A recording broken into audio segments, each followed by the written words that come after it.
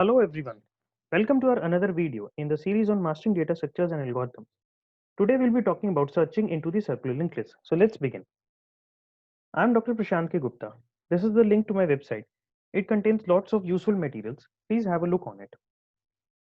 Now searching into the circular linked list can be accomplished in two ways. First of all, the idea is we want to find out the location of a data item that we want to search, and the case may be that the list may be unsorted or list may be sorted. So we have to search through the data item and we may find or we may return the data has not been found. Let's see. Now consider case number 1 when list is unsorted. This is our procedure we have called search the unsorted linked list, which is circular in nature. We are given the start pointer, that is the address of the first node of the circular linked list, as well as the data item to search. Now we initially check if start value is null, that means list is empty and it is not possible to search for the data item. Else we initialize the position counter. We initialize the traversal with a value of start, that is address of the first node. We keep on going through the linked list till the time we don't find the data value and till the time we don't reach the last node.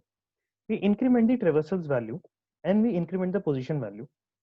When we exit out of this value, either we would have found the data item or we would have reached the last node. So now we check if we have found the data item value or not. If the data has been found, we simply print the data occurs at position +1, POS +1, because index goes from 0 till n minus 1. Else we print the data has not been found. Let's see how. Let us say we are given this circular linked list and example number 1 where we want to search for the data item 22. That is the data item that is found in the first node. Let's see how that is accomplished. Now we first of all initialize position value, that is 0, and as list is not empty, so therefore this check failed and this list, statement was not printed. Now we initialize traversal with the value of start, that is address of the first node. Now we check if traversal information is not equal to the data and traversal link is not equal to start.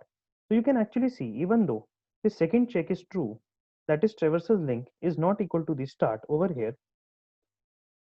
However, traversal information equals to 22, which is equal to the data value that we are searching.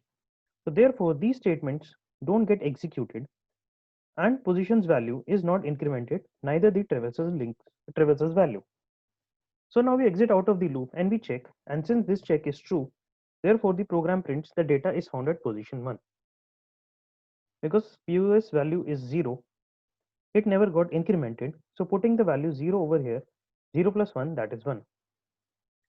Now let us consider example number 2, and the data item to be searched is 3.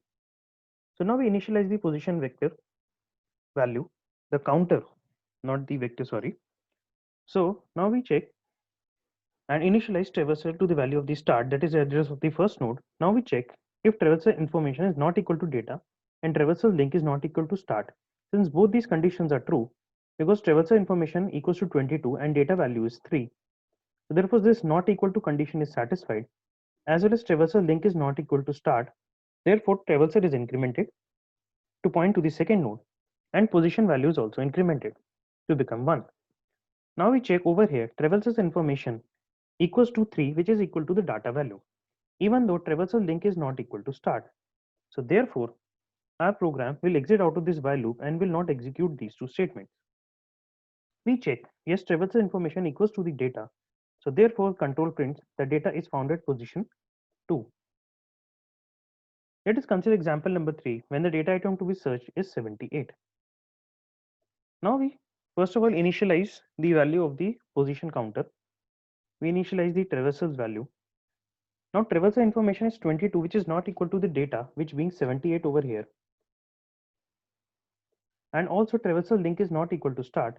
Therefore, we increment the traversal value, we increment the positions value. Now again we check traversal information which is equal to 3 and is not equal to data, as well as traversal link is not equal to start.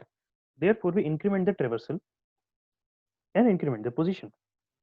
Now you can see over here, even though traversal information which is 77 is not equal to data, is not equal to first check is true. However, traversal's link becomes equal to start. So this second condition is false over here. And this being a logical AND, so if any of the conditions is false, the result is false. So program falls out of this while loop and these statements are not executed. Now we check if traversal information equals to data, which is false because traversal information is 77 and is not equal to data, which is 78. So therefore the control goes to this else part and prints that data has not been found. This is the C program. Please have a look at it. It is very easy to follow. Thank you all for watching this video and don't forget to subscribe to our channel. More and more good videos are coming up soon. Thank you.